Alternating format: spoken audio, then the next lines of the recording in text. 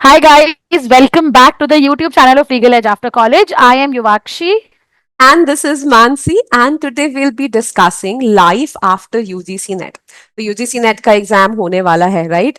But उससे पहले हम आपके साथ ये डिस्कस करना चाहते हैं कि अगर ये एग्जाम आप क्वालिफाई कर लेते हो तो क्या होगा उसके बाद। What is the scope, what is the trajectory ahead, वो सब चीजें आज इस पॉडकास्ट में मैं और मैम डिस्कस करेंगे। सो अब तो यूजीसी नेट क्लियर करने के बाद एज यू ऑल नो तीन चीजों के लिए आप बेसिकली क्वालिफाई कर जाते हो। या तो आप पीएचडी ओनली के लिए क्वालिफाई कर जाते हो और otherwise assistant professor and PhD only, मतलब if you qualify for assistant professor you are automatically eligible for PhD entrances also. And the final and the foremost is JRF, जो कि almost हर aspirant का सपना होता है जो यूजीसी नेट में appear करने वाला होता है। So let's talk about one by one कि इन तीनों को क्लियर करने के बाद आपकी लाइफ क्या हो सकती है। So, ma'am, what do you think after PhD निकालने के बाद what should be the life ahead? Right, so if you qualify PhD only तो आप पीएचडी एनरोलमेंट के लिए एलिजिबल होते हो। तो आप किसी भी सूटेबल यूनिवर्सिटी से, central university, state university, national law universities, private university, जो भी आपको सूटेबल लगता है वहां पर उस स्कोर के बेसिस पे पीएचडी के लिए अप्लाई कर सकते हो। अब पीएचडी के लिए अप्लाई कैसे करते हैं? तो ऑफ कोर्स यूनिवर्सिटीज में वैकेंसीज आएंगी, उनका आपको फॉर्म फिल करना होता है और आपको अपना एक थीसिस प्रपोजल देना होता है बेसिकली, जिसमें आप किस चीज के ऊपर रिसर्च करना चाहते हो, किस एरिया के ऊपर पीएचडी करना चाहते हो, उसका एक ब्रीफ 1000-1500 वर्ड्स का या 2000 वर्ड्स का, जो भी यूनिवर्सिटी गाइडलाइंस है उसके अकॉर्डिंग आपको अपना वो थीसिस प्रपोजल देना होता है। और उसके बाद यूनिवर्सिटी आपका एक इंटरव्यू कंडक्ट करती है, उसके बेसिस पे आप पीएचडी के लिए शॉर्टलिस्ट होते हैं, राइट? अब आई थिंक सबसे बड़ा बेनिफिट मैम इसमें ये हो जाता है कि आप एंट्रेंस ही स्किप कर रहे हो। हाँ, क्योंकि बहुत टायरसम जॉब था बिफोर यूजीसी नेट, जब तक पीएचडी वाला ऑप्शन नहीं आया था, कि हमको 15-20 कॉलेजेस के अटेंड मतलब एंट्रेंस को अपियर करना पड़ता था और उसके बाद हम कहीं जाके फिर इंटरव्यू स्टेप इंटरव्यू तक देते पहुंचते थे। थे। तो हाँ, सबसे बड़ा फायदा आई थिंक इस क्राइटेरिया, इस स्टेप का ये हो गया है कि अब हमको वो 15-20 अलग अलग कॉलेजेस के एंट्रेंसेस में अपियर करने के टायरसम जॉब से नहीं निकलना पड़ेगा।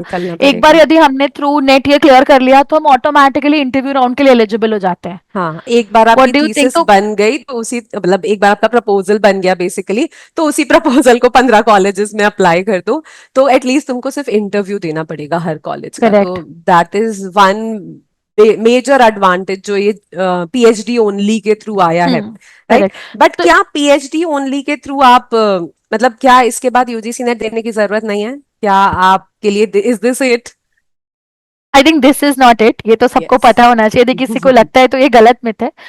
This is not it. इसके आगे बहुत लंबी जर्नी है, क्योंकि पीएचडी ओनली क्वालिफाई करने से आपको एक एडेड एडवांटेज मिलता है कि आप ऑटोमेटिकली इंटरव्यू राउंड तक पहुंच जाते हो पीएचडी के लिए, लेकिन आपको उससे क्वालिफिकेशन नहीं मिलता है to be appointed as an assistant professor in the college. यदि आपका करियर आप एकेडमिक्स में देख रहे हो, किसी कॉलेज में आप as a professor, assistant professor join करना चाहते हो, जब जॉब चाहिए बेसिकली, तो फिर तो तुम्हें next step of UGC net qualify करना ही पड़ेगा, assistant professorship. So I think कि यदि हम जॉब के परस्पेक्टिव से नेट में अपेयर हुए हैं तो हम as soon as we qualify assistant professor, हमारा एक स्टेबल करियर एकेडमिक्स में बहुत अच्छा बन जाता है। So ma'am, what do you think if we qualify assistant professor in the upcoming June attempt, हमारा आगे करियर पाथ क्या होगा? Like how our life would be? देखो, पीएचडी तो तब भी करना ही है, right? But assistant professor with PhD जब आप निकालते हो तो सबसे पहली दो चीजें कर सकते हो। सबसे पहले तो या तो पीएचडी के लिए एनरोल कर लो, क्योंकि अभी इसी टाइम पे पीएचडी की वैकेंसीज बहुत आ रही हैं, राइट? तो पीएचडी के लिए एनरोल कर लो और साइमल्टेनियसली किसी कॉलेज में भी आप अप्लाई करना स्टार्ट कर सकते हो। तो हाँ, स्टार्टिंग में आपको सैलरी थोड़ी कम मिलेगी, आप यूजीसी के पे स्केल में तो आओगे बट पीएचडी क्वालिफाइड पे स्केल में नहीं आओगे। तो समवेयर अराउंड 60-70 थाउजेंड के अराउंड वो आपको, अगर एक डिसेंट अच्छा कॉलेज है तो वो अच्छा स्टार्टिंग कॉलेज में है तो आपको, ब्रांड नेम पे डिपेंड करता है। हाँ, ब्रांड नेम पे डिपेंड करता है। अगर वो एक अच्छा कॉलेज है तो 60-70 थाउजेंड के अराउंड वो आपको दे देंगे।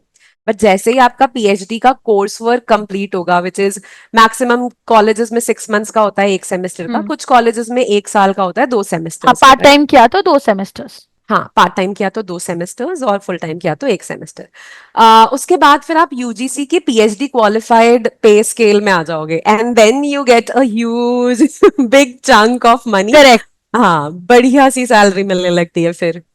लाइफ सेटल हो जाती है, 9 to 5 की जॉब है। और सबसे अच्छी बात यह कि आप जिस सिटी में रहना चाहते हो आपके पास उस सिटी में अच्छे कॉलेजेस का ऑप्शन है। मतलब if you are looking to look stable, have a stable in tier 2 cities also, तो ऐसा नहीं आपको टियर 1 में ही मूव करना पड़ेगा अच्छा अर्न करने के लिए इनटू एकेडमिक्स.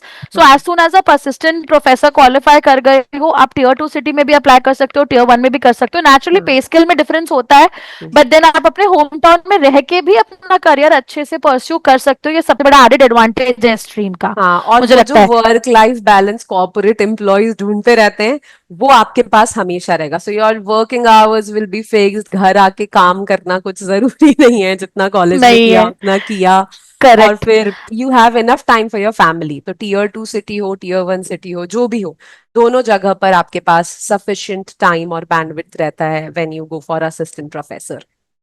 ये एक्चुअली वो जॉब है जहां पे आपको सिर्फ और सिर्फ अपना दिमाग और अपना टाइम लगाने की जरूरत है when you are in your college. उसके बाद you do not take your baggage home हाँ, यू बेसिकली. आर तो ये अनदर रिलैक्स्ड बहुत आफ्टर बड़ा दैट. एडवांटेज है हाँ, बहुत आफ्टर बड़ा दैट. एडेड प्लस बहुत एडवांटेज है. टायरसम जॉब नहीं है. एंड आई थिंक उन लोगों के लिए बहुत अच्छा है जो आगे किसी कॉम्पिटेटिव एग्जाम की तैयारी कर रहे हैं, यस, क्योंकि यस. आप पढ़ाने के साथ साथ में यदि आप मतलब यदि आप एकेडमिक्स में रहते हो, आप असिस्टेंट प्रोफेसर निकाल के जा रहे हो, तो आपको सैलरी एक तो बहुत अच्छी मिल रही है. दूसरी बात, आपका एक्सपीरियंस अच्छे से काउंट हो रहा है. थर्ड बात ये है कि आप आराम से किसी भी एग्जाम की प्रिपरेशन कर सकते हो, क्योंकि आप इनटू टच ऑफ